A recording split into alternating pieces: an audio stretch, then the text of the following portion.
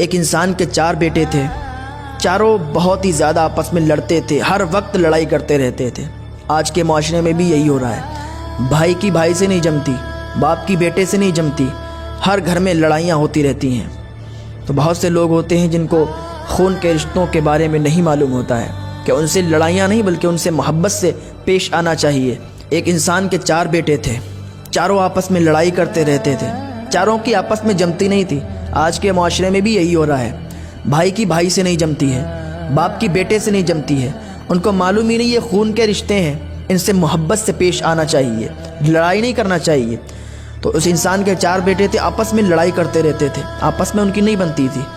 تو جب اس انسان کا آخری وقت ہوا، آخری ٹائم آیا، مرنے کے قریب وہ انسان ہوا، تو اس نے چاروں بیٹوں کو بلایا اور بلا کر کے کہا، بیٹے میرے ہاتھ میں 2 نوٹوں کی گڈیاں ہیں، ایک میں ربڑ چڑھی ہوئی ہے، دوسری خالی ہے، دوسری میں ربڑ نہیں چڑھی ہے۔ اس نے کہا ایک فین لاؤ، ایک پنکھا منگایا اور کہا ایک ٹیبل یہاں پر رکھو، ایک ٹیبل رکھی اور سائیڈ میں ایک پنکھا رکھا۔ ٹیبل پر اس نے 2 نوٹوں کی گڈی رکھی جس میں ربڑ چڑھی ہوئی نہیں تھی، جو سادی گڈی تھی، جس میں کسی طریقے سے کوئی بندش نہیں تھی، کسی چیز سے وہ بندھے ہوئے نہیں تھے بلکہ کھلے ہوئے تھے۔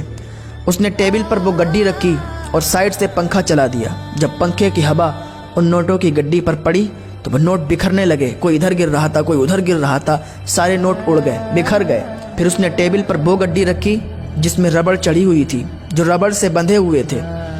اس نے پنکھا چلایا، پنکھا چلتا رہا، لیکن نوٹوں کی گڈی سے پیسے نہیں اڑے، پیسے بکھرے نہیں۔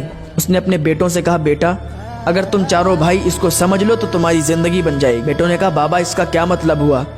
تو اس کے باپ نے کہا، بیٹا پہلی والی گڈی جو ربڑ سے نہیں بندھی تھی، تھوڑی سی ہوا چلنے سے سارے نوٹ بکھر گئے، لیکن دوسری گڈی جو ربڑ سے بندھی ہوئی تھی، تیز ہوا کے چلنے سے بھی اس کے نوٹ نہیں بکھرے۔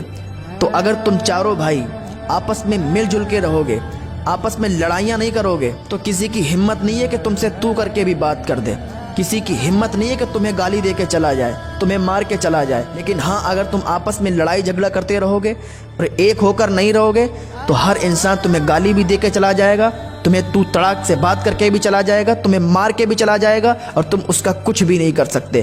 تو کیا پتا چلا کہ بھائی بھائی کو آپس میں مل جل کے رہنا چاہیے، دوست دوست کو آپس میں مل جل کے رہنا چاہیے۔ جن گھروں میں لڑائیاں ہوتی ہیں ان گھروں میں برکت نہیں ہوتی ہے، جن گھروں میں پیار محبت سے لوگ رہتے ہیں وہاں برکت بھی ہوتی ہے، وہاں سکون بھی ہوتا ہے۔ پیار محبت سے رہنے والے گھر آباد ہوتے ہیں، برباد نہیں ہوتے ہیں۔